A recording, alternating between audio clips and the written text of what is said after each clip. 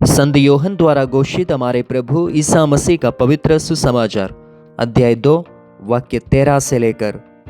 यहूदियों का पास्का पर्व निकट आने पर ईसा यरूशलेम गए।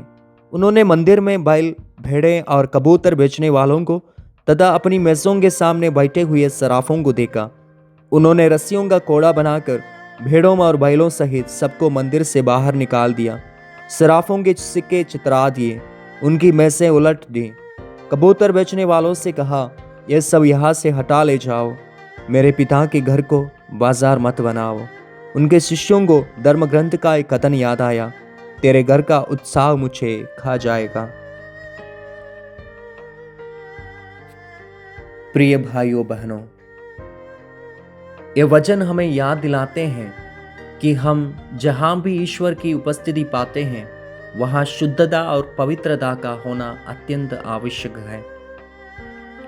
आज हम यह समझ सकते हैं कि यह पवित्रता केवल चर्च की दीवारों तक सीमित नहीं है, बल्कि यह हमारे जीवन के हर पहलू में होनी चाहिए।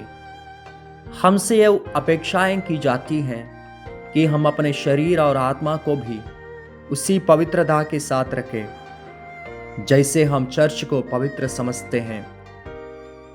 संत पौलुस कुरिन्थियों के नाम पहला पत्र अध्याय 6 वाक्य 19-20 में लिखते हैं, क्या आप नहीं जानते कि आपका शरीर पवित्र आत्मा का मंदिर है। ये वाक्य हमें यह एहसास दिलाता है कि मंदिर केवल ईंट पत्थर से बना नहीं है, बल्कि हमारा शरीर भी वही पवित्र स्थान है जहाँ ईश्वर निवास करते हैं। यह एक गहरा सत्य है। हम जिस तरह से चर्च को स्वच्छ और पवित्र बनाए रखते हैं, उसी तरह हमें अपने शरीर को पवित्र रखना चाहिए। हमें अपने विचारों, शब्दों और कार्यों को पवित्र रखने की आवश्यकता है। हमारी जीवन शैली और दृष्टिकोण को ईश्वर की महिमा में डालना चाहिए।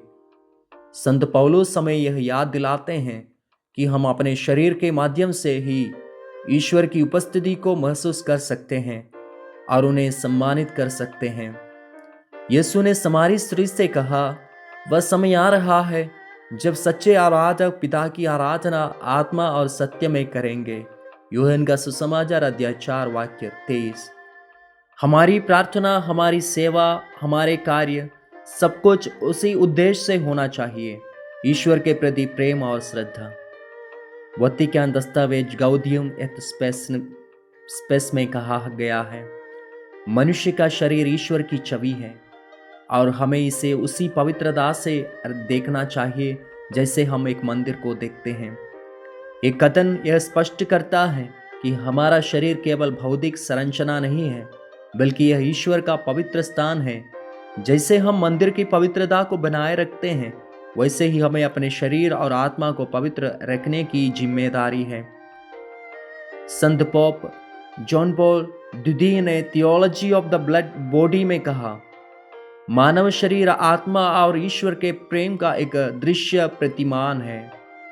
पोप फ्रांसिस ने कहा, हमारी आत्मा ईश्वर का निवास है और हमें इसे किसी भी गंदगी से बचाना चाहिए।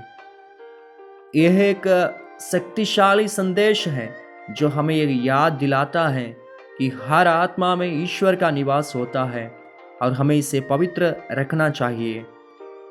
यह हमें यह समझने के लिए प्रेरित करता है कि हमारा शरीर केवल एक भौतिक अस्तित्व नहीं है, बल्कि यह आत्मा और ईश्वर के बीच संबंध का एक महत्वपूर्ण प्रतीक है। हमें इसे सम्मान और पवित्रता के साथ देखना चाहिए।